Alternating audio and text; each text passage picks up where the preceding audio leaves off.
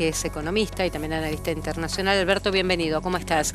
Quiero enlazar lo que mi compañero David Cufré recién señalaba. Si los incrementos en supermercados ya vienen con listas del 7 al 12%, quiero entender hacia qué camino vamos, porque no encuentro una sola paritaria ni un solo cuentapropista que haya logrado tener un incremento en sus ingresos de este tipo, del 7 al 12%. No, absolutamente, evidentemente no va a haber ninguna paritaria que pueda equiparar o por lo menos mantener ya el arrastre de la pérdida de poder adquisitivo. Y tampoco te la aprueban, no, porque el claro, comercio estaba cerrando 1,5, 2% y está pegando ahí para que no se lo homologan. Estamos hablando de 2%, y Camioneros homologó el 1%, pero porque es el 1%. Bueno, ten en cuenta que si uno proyectara, no quiere decir que dentro de 3, 4 meses va a seguir arriba del 3%, esperemos y ojalá que no, pero si vos proyectás 3 y pico por ciento, digamos un 3%, exponencialmente hablando, estamos hablando de una inflación cercana al 40%.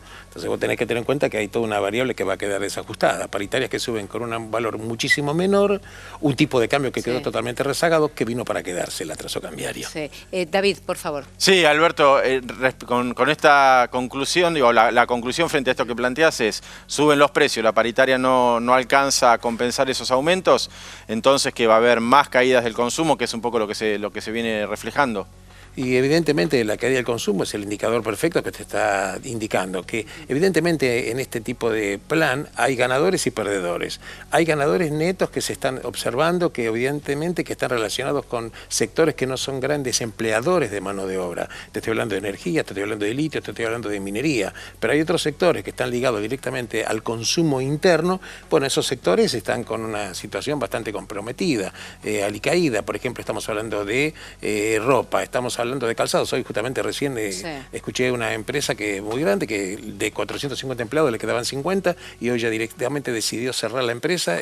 John Fuss. Exactamente. Uy, las zapatillas John Fuss. Sí, ahí en Beca. Bueno, te tenemos la nueva. Sí, que yo las uso. Los va a traer importados ahora. Ah, las va a traer importados. Claro, o sea, digamos, cuando empezó este gobierno, perdón Alberto, cuando empezó este gobierno, efectivamente tenía 450 empleados, le quedaban 50 en la parte operativa, los echa y va a traer importado la planta ahí en Beca, en el partido de San Isidro. Absolutamente. Este es un plan. Mira, yo estuve en China un mes trabajando, vine hace 2 días. Y vos te das cuenta que en realidad hoy China es la fábrica del mundo. China es la fábrica del mundo, y esto también es una situación en la cual en su momento el mundo occidental, entre comillas, por trasladar cadenas productivas al sudeste asiático para beneficiarse con los costos, ahora está empezando a pagar ciertos países, algunos más y otros menos, este tipo de situación. Pero ¿quién va a terminar? Siempre mi pregunta es la misma y yo les pido disculpas si soy reiterativa. ¿Quién va a terminar sosteniendo el consumo de toda la Argentina si vos tenés trabajadores despedidos de una fábrica de zapatillas? Esos claramente no van a estar dentro de la rueda de consumo para comprar los termos Lumilagro, que dicen ahora que vienen más barato y que los vas a pagar más barato. No los vas a poder pagar directamente porque no van a tener plata. Y bueno, es el tema. Entonces, aquí hay que ponerse a plantear cuál es la salida de la Argentina. La salida de Argentina va a tener que ser, pero esto se consigue con el tiempo. Hay países que le tardaron 20 años de doblar la matriz de la pobreza. ¿Pero qué estamos dando 3 pasos atrás con esta política? Mirá, se está ensayando, se está tratando de probar que, bueno, que en definitiva la matriz de producción de la Argentina es una matriz comparativamente, en cuanto a costos es ineficiente, porque es cara comparativamente. Entonces, vos dejás en una situación prácticamente agarrado en el limbo un montón de industrias que no tienen posibilidad de reconvertirse. ¿Por qué? O porque no tienen el capital necesario o porque no tienen la tecnología. El mundo está avanzando a una velocidad que Argentina todavía no tiene conciencia de que está totalmente en otro mundo. Yo, por ejemplo, te voy a decir lo siguiente. En China, te voy a dar un ejemplo. Estaba tomando un ascensor en un hotel y al lado mío hay un robot trayendo comida. Hoy el delivery de las piezas lo hacen los robots. En las estaciones de trenes o los aeropuertos, los robots son policías. La gente no sabe, te miras, te saca una foto y sabe quién sos automáticamente en tu voluntario. Hay un crecimiento relacionado con computación, cuántica, inteligencia artificial, pero los sectores grandes empleadores de mano de obra no están en esa situación. David, hablabas de John Fuss, pero también otras empresas que en los últimos tiempos se estuvieron despidiendo. Quiero ir al rubro textil porque el gobierno estimuló un plan de ahora 12 en cuotas sin interés para el sector textil, pero de textiles que hoy están cerrando. Sí, por ejemplo TN Platex, que es una de las, Sí. la principal industria textil del país, pues está integrada verticalmente desde la confección, desde la producción de telas a la indumentaria. Bueno, cerró plantas en distintos puntos del país. Bueno, hoy conocimos, Mariana, hace un ratito el dato del INDEC de caída de actividad industrial en febrero. Realmente muy preocupante, 8,7% cayó la producción industrial y cae 6% en el primer bimestre del año. O sea, es un sector que ya estaba 10% abajo antes de conocer este dato del nivel de 2023, de cuando llegó Milei, y hoy tenemos una nueva caída. Y los textiles, igual que las automotrices, es de los sectores que lideran, ¿no? esa caída. Pero entonces acá estamos hablando otra vez de dos Argentinas. Sí. Voy a contar, no como una infidencia, sino como una realidad. Vengo de un almuerzo que me han invitado por una charla informal con una empresa del sector de tecnología, en una zona muy acomodada de Buenos Aires, que es Puerto Madero. Ahora, yo fui a ese restaurante, el restaurante estaba lleno. Cuando digo lleno, es lleno. Estamos hablando de platos realmente costosos. Ahora, vengo para acá, para Palermo, y estoy viendo los bodegones o los restaurantes o los lugares para comer al paso, están vacíos. O sea, estamos hablando de dos Argentinas absolutamente distintas. Lo pongo en gastronomía, pero te lo pongo, si querés, en otro ejemplo. Te pongo el shopping, la gente circulando por los pasillos y no entran los locales. Te pongo las salas de cine, que solamente están llenas las que tienen películas infantiles, porque es para llevar a los chicos, claro, ya no de adultos. Te lo puedo poner en miles de ejemplos. O sea, ¿qué vamos? ¿A una Argentina para pocos? Pero esto no es novedad, porque en definitiva en otro momento de la vida, no muchos años atrás, por ejemplo, cuando las empresas, las pymes necesitan financiamiento, capital de trabajo, entonces vas al banco en general a pedir un préstamo de dinero para hacer actividades productivas, y tenías en su momento, por ejemplo, a quienes pagaban el 6-7% anual y otros que pagaban el 60% anual. ¿Qué quiere decir? Que incluso las pymes tampoco se pueden desarrollar porque no tenían acceso a una financiación, a no ser que sea totalmente usuraria, que te sacaba del mercado. Y en este momento lo estamos viendo también, estamos viendo que hay dos Argentinas. Muchos son llamados, pero pocos van a ser los elegidos. Las dos Argentinas, David, ¿en qué porcentaje estábamos hablando? ¿Un 20, un 15% que tenga un mejor poder adquisitivo y el resto a remarla? ¿Cómo sí, es? tal cual, Mariana, es así. Vos fíjate que veíamos un dato en la semana que el 40% de los trabajadores cobran cobran de 800.000 pesos para abajo en el país, frente a una canasta de pobreza que está en 1.400.000. Entonces, muy claramente estamos viendo que la clase media que supimos conseguir y que supimos conocer en la Argentina se está diluyendo muy rápidamente. Queda un sector, como vos decís, de islas muy concentrado en Puerto Madero, en algún lugar en cada provincia de mucho consumo, como pasa en otros países de América Latina. Me contaban el otro día en Asunción del Paraguay lo mismo. Tenés un barrio extremadamente rico y después todo lo demás pobre. Bueno, cada vez más Argentina se parece a eso. Yo le quiero preguntar a Alberto, digamos, estas pérdidas que estamos teniendo hoy por hoy, ¿se pueden recuperar rápido? ¿No se recuperan más estos eslabones productivos que se caen? ¿Cómo es la dinámica hacia adelante, más allá del gobierno de Milei? Mira, las dinámicas y la historia te demuestra que este tipo de pérdidas de poder adquisitivo, y cuando ya se estructuran bolsones de pobreza en el sentido de poco poder adquisitivo, no se pueden reactivar en forma inmediata. Se requieren políticas que activen eventualmente el consumo está relacionado con un tema de ahorro del país, el ahorro está relacionado con la inversión está relacionada con tema de confianza. No te olvides que Argentina es una excepción. Por ejemplo, tenemos depósitos en el exterior, más de 300.000 millones de dólares. Sí. Supera más del 50%. Está bien, pero eso existió, no te voy a decir toda la vida. Pero la pregunta es, si tenés un plan económico que de alguna manera te da entre comillas, una mínima tranquilidad, los argentinos no traen inversiones de su propio patrimonio. Del exterior vienen inversiones. Hoy precisamente se anunció una inversión de 200 millones de dólares para la provincia de Formosa por un tema de litio. Pero es un tema puntual, ¿me entendés? Son temas puntuales. Hablamos de litio, hablamos de minería, hablamos de energía. El resto del consumo no hay una situación de las empresas que ganan. Pero ahí, Alberto, con algo que con David lo hemos charlado. Yo insisto en las dos Argentinas, no solo en la economía, sino también en el territorio.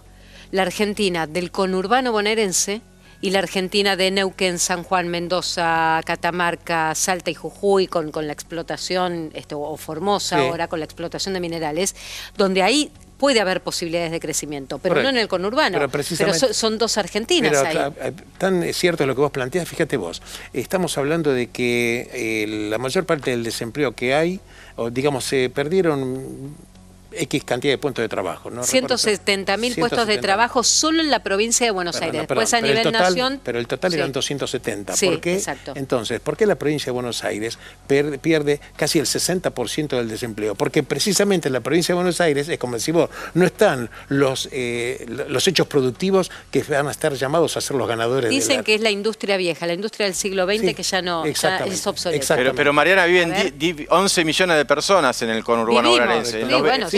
Vivimos en los 24 partidos del conurbano bonaerense, viven 11 millones de personas. Está bien, David, pero te planteo esto. Por eso, frente a provincias donde viven 100.000, 200.000, 500.000 personas. Tenés razón, pero te planteo esto también.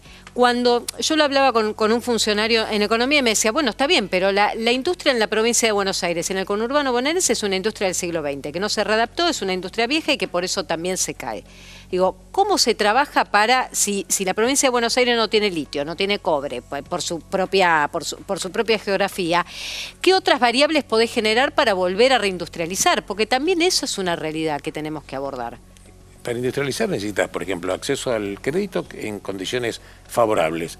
Tenés un sistema impositivo que tiene que ser adecuado también porque el tema impositivo no es un dato menor. Acá hay provincias que prácticamente una enorme parte de su recaudación dependen de un impuesto que en realidad es una malformación llamado ingresos brutos, que es un castigo realmente para las empresas. Entonces vos tenés un sistema impositivo que habría que pensar en reformarlo, pero si lo reformás para abajo, perdés recaudación fiscal. Tendrías que pensar en un crédito que haya inversión suficiente para que vos puedas tener líneas de crédito accesibles. Entonces vos necesitas también inversión en tecnología. Y la verdad, y esto lo digo con dolor, la verdad es que Argentina está en ese plano perdiendo el tren porque el mundo está observando ya absolutamente otras cosas. Sí. Hay que reconvertir el aparato productivo, pero ¿sabes lo que hay que reconvertir? ¿Qué? La educación. Claro, pero Alberto, justo ese punto, perdón que interrumpa, quería marcar. El gobierno dio de baja el presupuesto, el financiamiento a los colegios técnicos y dio de baja el polo científico y castiga al CONICET. O sea, las fuentes también para esa industrialización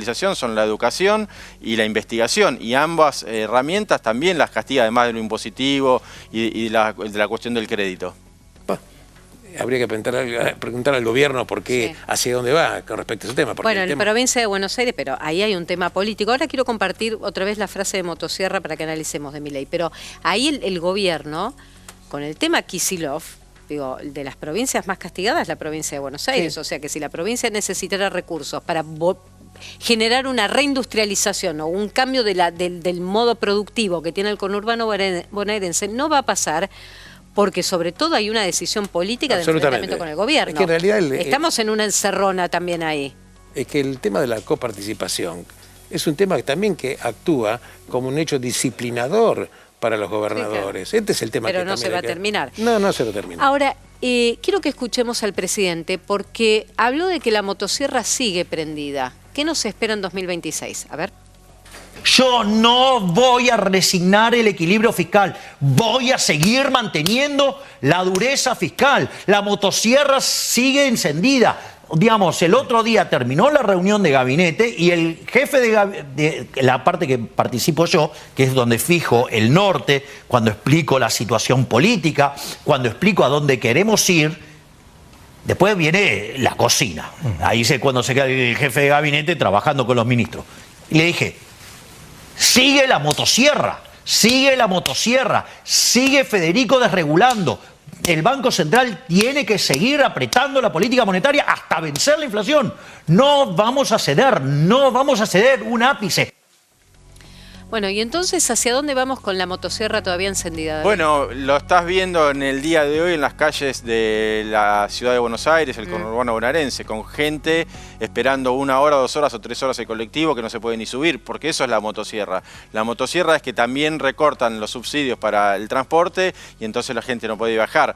Y lo que decíamos recién, cae la industrialización, cae la investigación, cae también la inversión. Es una estrategia, la de la motosierra, verdad que al gobierno le puede haber servido en un inicio como un shock para mostrar una señal, pero hoy por hoy, pasados más de 2 años largos de gestión, los resultados están a la vista y eso le traslado otra vez un poco a Alberto la consulta. Con esta línea, porque el gobierno sigue empecinado en que con esto va a bajar la inflación y eso va a reactivar la economía, pero pasan los meses y no ocurre. Hacia adelante, ¿esto que hoy no funciona, puede funcionar de alguna manera? Mira, el hecho teórico, por lo menos económicamente hablando, se parte de la base que cuando vos tenés a largo plazo un equilibrio fiscal, esto genera las condiciones de mercado para que eventualmente los proyectos de inversión sean atractivos, que los capitales locales empiecen a reverdecer, que los capitales del exterior vengan. Pero esto requiere un tiempo, en principio, de que el equilibrio se mantenga. Sí. Y cuando hablo de un tiempo, no hablo de 6 meses, hablo de varios años. Esto da un poco de tranquilidad. El tema es que, ¿cuál sería el punto de corte? La economía no te dice nunca cuál es el punto de corte. ¿Qué quiere decir? Que cuando se establecen estos bolsones de dureza de pobreza, luego es muy difícil de sacarlo y erradicarlo. Esta es la situación. Por eso él dice, como tiene una observación monetarista que viene de Milton Friedman, a quien no critico, digo, obviamente que es una escuela de pensamiento muy importante también, que sí dice que siempre la inflación en todo momento y en todo lugar es un fenómeno monetario. Sí. Y como él dice, si es un fenómeno monetario, yo no emito absolutamente nada. Entonces hay un equilibrio de caja y disciplinás la inflación. No obstante de que hay superávit fiscal, la inflación no está pudiendo ser disciplinada. ¿Por qué? En principio, tenemos en las últimas semanas, bueno, el tema de los últimos 10 días, el tema de los combustibles, que está pegando, pero es un tema muy puntual, es un tema muy puntual. Sí.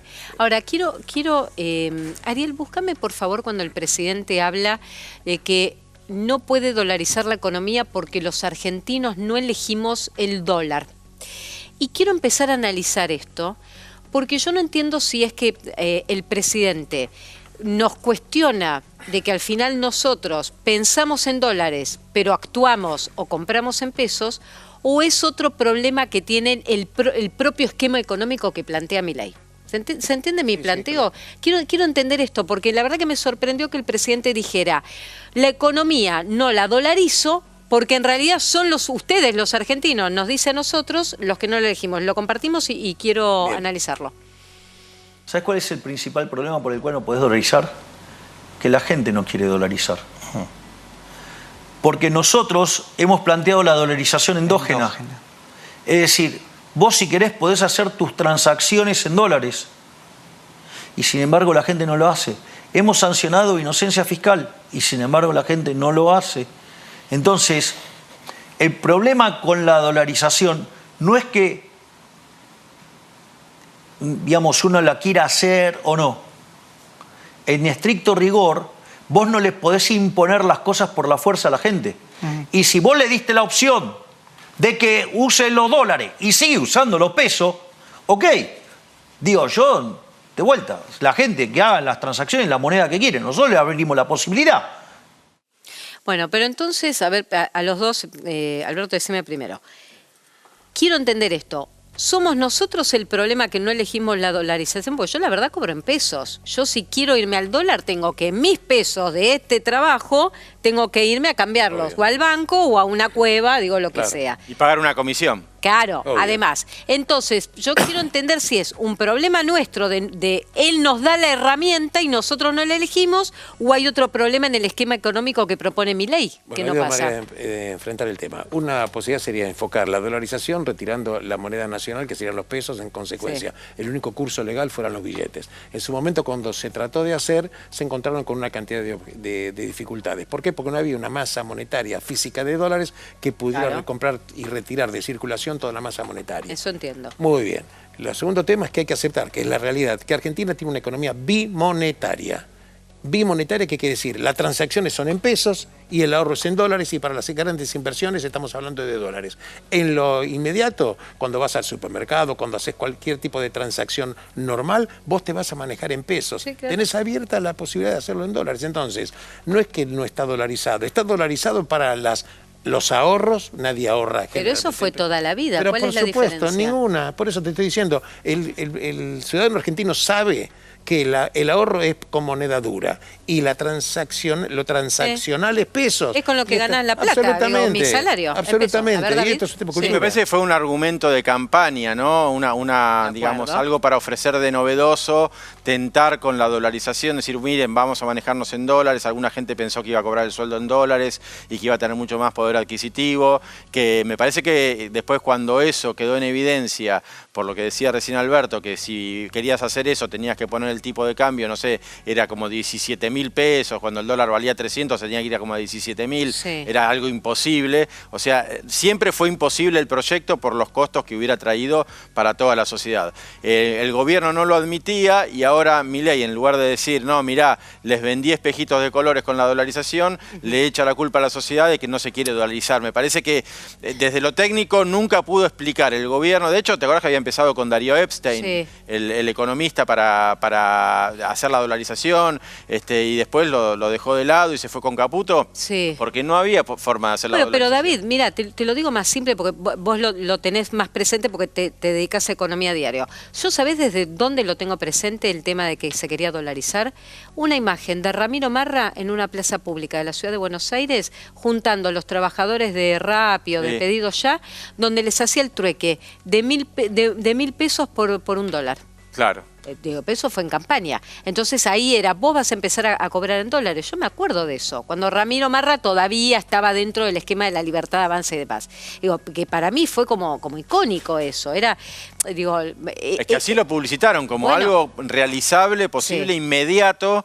Y bueno, ahora escuchamos a Milei diciendo, en realidad, la culpa es de la sociedad porque no quiere dar este paso. Sí. No es una explicación muy fundada, digamos. Quiero tocar otro enfoque que tiene que ver con la dolarización, para que ustedes después me respondan esto. ¿Cuál es la inflación mayor? ¿La que se generó en dólares o en pesos? Pero quiero escuchar al presidente sobre inflación. Esto decía anoche. Lo que vos vas a ver es que la actividad a partir, digamos, de abril va a mejorar. Y es más, la tasa de inflación va a empezar a caer. Es decir, hacia adelante vemos más actividad económica, más empleo, mejores salarios reales Y menos inflación. y menos inflación.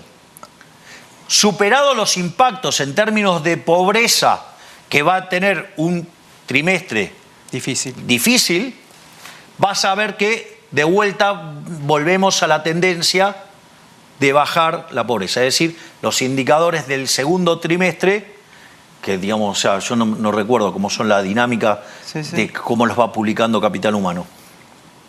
Pero vas a empezar a recomponer el deterioro que hubo en el primer trimestre. Espera, entonces este sería, y a ver, les pido a los dos para entender, este sería el último mes de una inflación en alza que ya viene desde el año pasado para después a partir de mayo empezar a caer. Según lo que dice el presidente. ¿Y qué crees vos?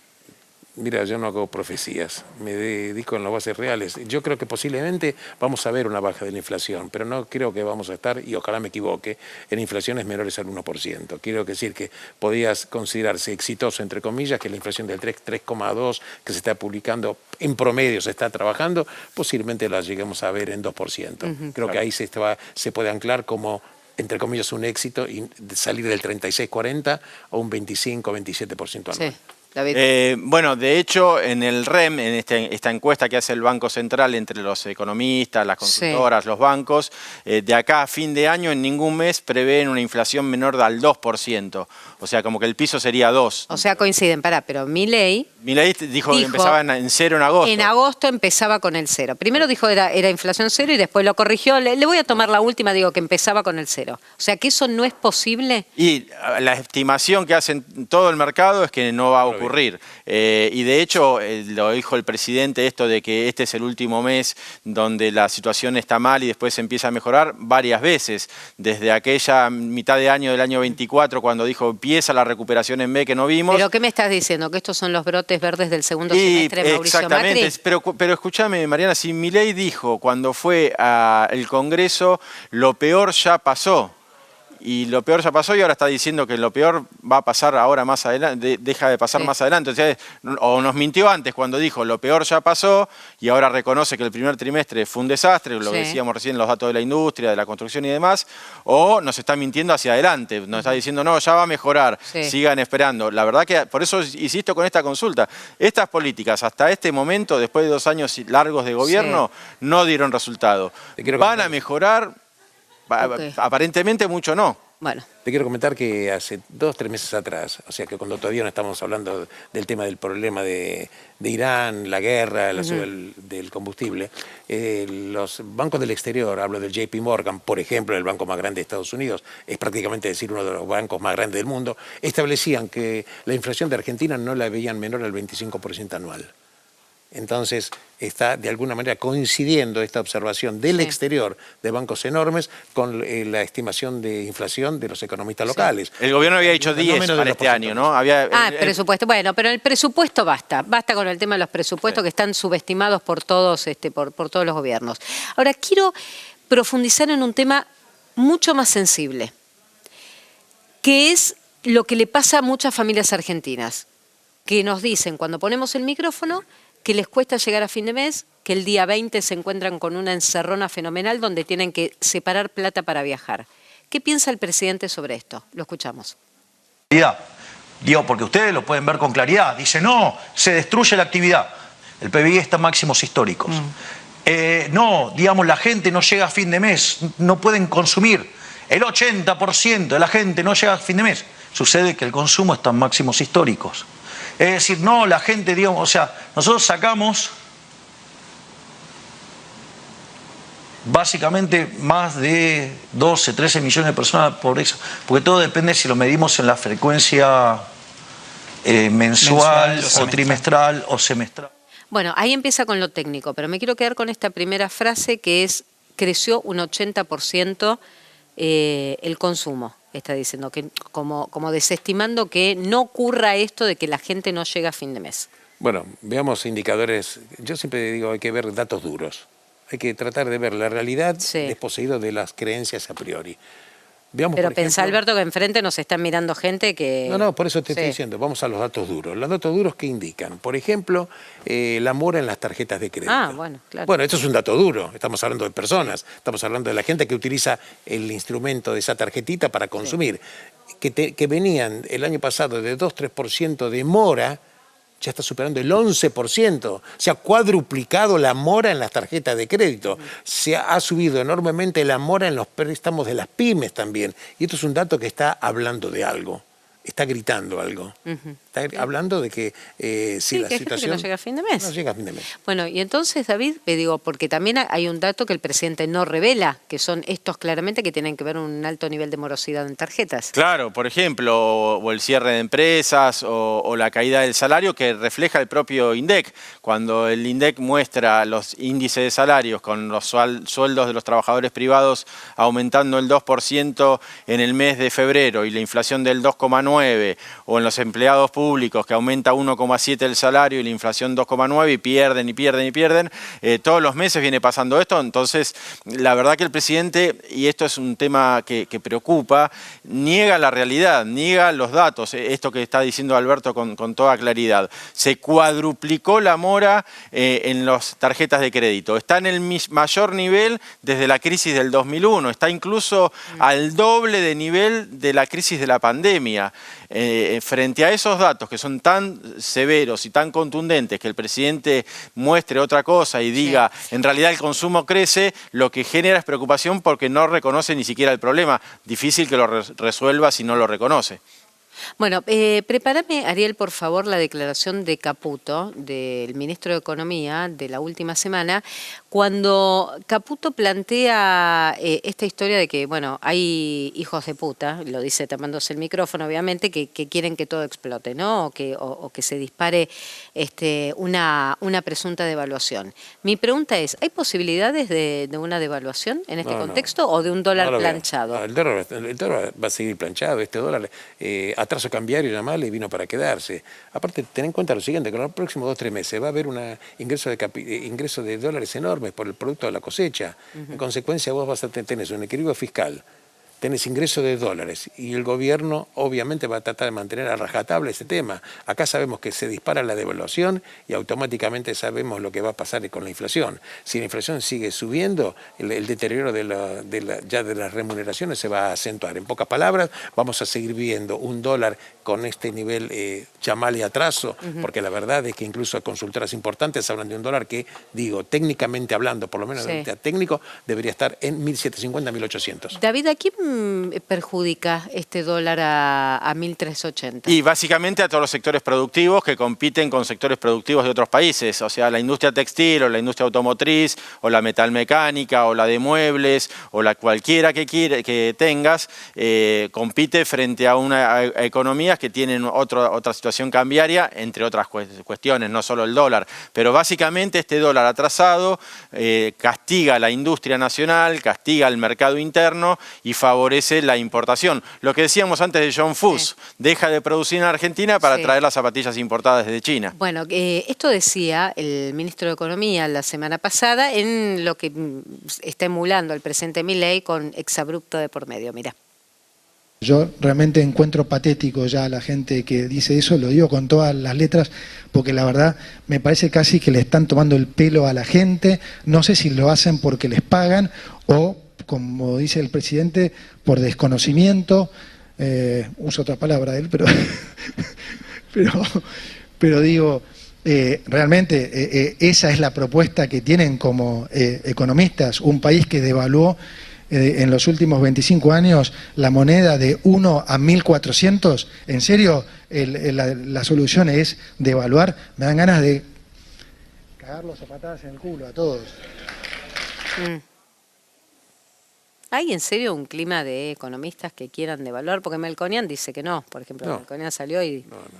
Tampoco escuché, mirá que hablo con ustedes, Alberto, pero David, mi compañero, no estamos hablando de que se está no hay que planteando una fabricar devaluación. enemigos donde no existen tampoco. La verdad que no hay un intento devaluatorio en absoluto. Esto es así. Pero al gobierno en esto, David, le funciona bien de tener, o enfrentamientos con los periodistas o también con algunos economistas. Sí, con los economistas. En realidad no es que estén planteando como solución la devaluación. Se está diciendo que frente a este atraso cambiario que se acumula mes tras mes, porque todos los meses la inflación sube más que el dólar, por eso es el atraso cambiario, y que eso hace que venga todo importado y cierran las empresas, en algún momento esta situación, no ahora justamente porque viene la cosecha gruesa, los dólares, digamos hasta agosto, septiembre, tiene la sartén por el mango el gobierno respecto del dólar, pero pasado ese periodo, frente a este atraso cambiario y frente a esta realidad económica, lo que dice todo el mundo es, esto no va a resistir. Ya sea porque las empresas, no pueden cerrar todas las empresas del país, que es un poco lo que viene pasando aceleradamente, que cada vez más industrias o comercios cierran. Entonces, lo que se ve es la inconsistencia del plan, reflejada en el dólar. El gobierno, hace esto y solo esto, Mariana, para cerrar. Caputo dice que qué mal los que devalúan, pero este gobierno arrancó con una devaluación del 118%, y cuando él era ministro de Economía y ministro de Finanzas y presidente del Banco Central con Mauricio Macri en 2018, también una devaluación enorme que llevó a la inflación descontrolada. Entonces, él está acusando a quienes quieren devaluar cuando él lo ha hecho ya en 2 oportunidades. El termómetro de todo lo que estamos hablando es la calle. El epicentro es Córdoba. Y la pregunta es, el presidente planteó que no es cierto que haya argentinos que no llegan a fin de mes. ¿Será tan así? Ariel Salio está en la provincia de Córdoba. Hola, mi negro, buenas tardes, ¿cómo estás? Buenas tardes, mi negra, ¿será así? Bueno, le preguntemos, ¿te parece a los cordobeses? Claro. Vamos, acompáñame un poquito. ¿Cómo te va? ¿Cómo estás? Hola, querido. El presidente de la Nación ayer anoche dijo, es mentira, no es así, que los argentinos no llegan a fin de mes. Bueno, no sé en qué país vive el presidente. Seguramente que vivirá en Israel o en alguna comunidad europea, porque a la gente le cuesta muchísimo llegar a fin de mes, los precios todos los días aumentan y el salario, como todos saben, ha quedado totalmente bajo en relación a la vida actual. Claro. Difícil, ¿eh? Gracias. Por favor. Bueno, claro, no hay mucho... Contundente. Clarito Claro. y conciso. No, contundente, por supuesto. ¿Cómo le va? ¿Qué tal? Ayer el presidente dijo, no es así que los argentinos no llegan a fin de mes. Es cierto, no llegamos. No llegan, no, él dice que sí llegan. No sé cómo, que diga cómo, para saber. ¿Estás trabajando actualmente? Sí. ¿Formal? Semi. Semiformal. ¿Hace cuánto lo venís haciendo y de esta forma? Acabo de comenzar. Acaba de comenzar, estaba sin trabajo. Duré 8 meses sin trabajar. 8 meses. ¿Estuviste buscando novia? Sí, exactamente. ¿Está difícil? Sí, ¿Y bastante. cómo se las ¿Y arregló? dónde estás ahora? ¿Cómo está la situación? Remándola. ¿Cómo te la arreglaste estos 8 meses que no trabajaste? Bueno, hacía un poquito de todo. Para poder llegar. Para poder y, claro, está endeudada. Ah, Endeudada. Sí. Porque eso también, ¿no? Con tarjeta. Muchos Sí. está con tarjeta. Exacto. Has sacado crédito. Sí, exacto. ¿Has podido pagar? Algunos sí, otros no. Porque, bueno, te va subiendo el alquiler, te va subiendo todo lo demás. ¿Cómo lo ves en adelante esta situación económica que estamos atravesando? Bueno, esperemos que mejore, pero no sé realmente. Sí, seguimos Dale. un poquito, ¿eh? Pero bueno, era el caso también de las familias que están endeudadas y que no llegan a pagar, no llegan a fin de mes. Me voy por acá. ¿Cómo le va? ¿Cómo está, señor? Venga para este lado. No quiero que se me caiga el cordón. Primero la seguridad, ante todo. Ayer el presidente dijo, los argentinos llegan a fin de mes. Eso que dicen que no es así. Y bueno, cada uno llegará y otro creo que ¿Y no. usted? La más cantidad debe ser que no llega. No llega. La mayoría creería que no. No sé de qué punto de vista lo dirá el presidente. No tengo más para decir. ¿Usted es jubilada? Sí. ¿Mínima? Sí. ¿Cómo se hace? Y ahí, pues bueno, tengo ayuda, pero bueno. ¿Ayuda? ¿Quién la ayuda a la familia? Sí. Si pero- no, Si no, creo que no. O sea, no llegan la gente que cobra más menos a la mínima. gracias, Claro, difícil, Y jubilación Sí. mínima, Dale si no uno hay más, ayuda mi de los negro. hijos, si no hay ayuda de la familia, tampoco. Dale, vamos una más. ¿Cómo te va? Hola, ¿cómo estás?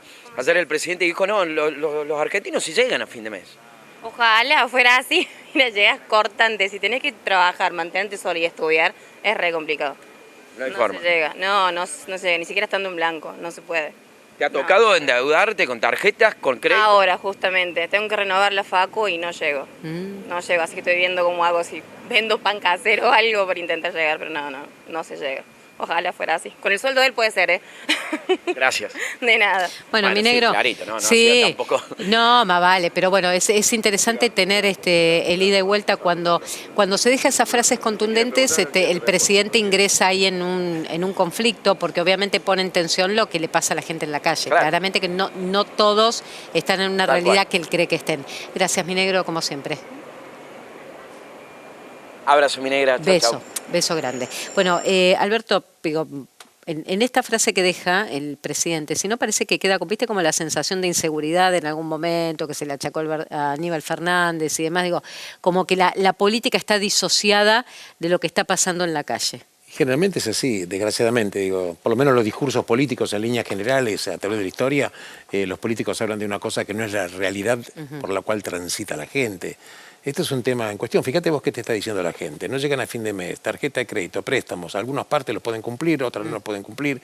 Hoy el 80-90% de la gente cuando viene el vencimiento de la tarjeta de crédito paga el mínimo. Entonces coloca la cabeza en una tasa de interés que es totalmente usuraria. Esto es así, también hay que decirlo. Esta es la verdad. De ese tipo de hecho matemático, de esa tasa de interés, a no ser que venga un golpe de plata muy, muy grande, esa gente queda endeudada casi a perpetuidad. Si querés que te digo lo que pasó este mes puntualmente, este mes a ver, a esto no culpo al gobierno, claramente, pero con los feriados del 2 y el 3 de abril, el primer día hábil, el cuarto día hábil para cobrar fue ayer miércoles. Entonces mucha gente cobró el miércoles y tenía tarjetas con vencimiento el día lunes, lunes 6. Digo, y eso como lo remás también. Digo. Bueno, hay otra realidad. Vos sabés que un número que a mí me dejó muy impactado, que ¿Cuál? fue publicado hace menos de 30 días, que para pertenecer al 10% de la población que gana más dinero, para pertenecer a ese más del 10%, ese 10% de la gente que gana más dinero, tenés que tener por lo menos 3 millones de pesos. Vos me entendés lo que te digo, es una cifra misérrima. Si con 3 millones de pesos las estadísticas te incluyen entre las personas que tienen el 10% de la remuneración más alta del país, evidentemente estamos en un problema. Gracias por haber venido. No, te agradezco por la Interesante el ida y gentileza. vuelta. Gracias, querida. Muchísimas Hasta luego. gracias.